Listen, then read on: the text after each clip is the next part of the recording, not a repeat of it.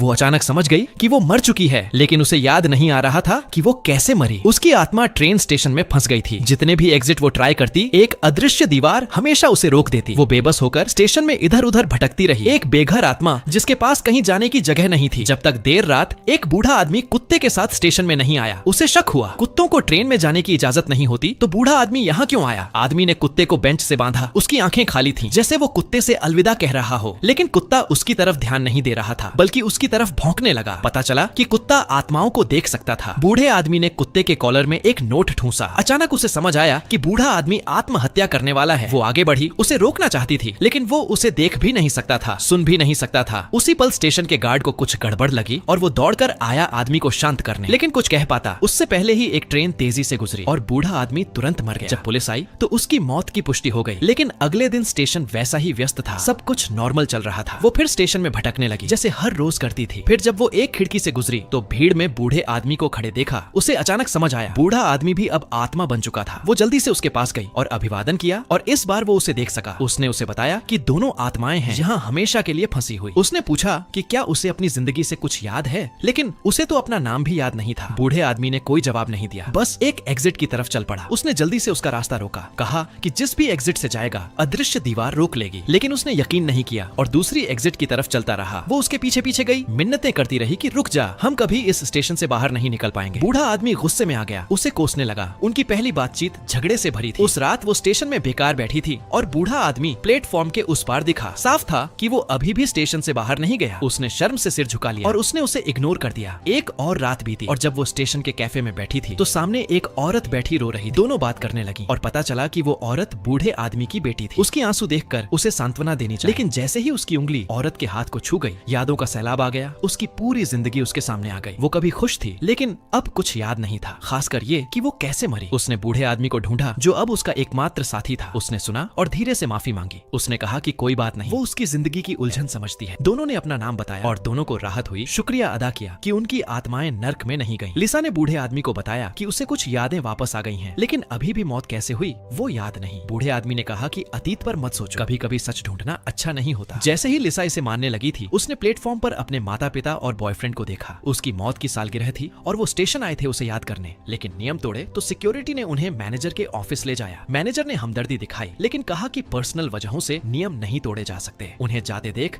लिसा का दिल दुख से भर गया। वो उनके पीछे भागी, लेकिन अचानक समझा कि वो आसानी से अदृश्य दीवार से गुजर सकती है। वो आखिरकार स्टेशन से बाहर निकल सकती थी। खुशी से वो अपने बॉयफ्रेंड के घर तक उसके पीछे गई, उम्मीद करती हुई कि हमेशा उसके साथ रह सकेगी।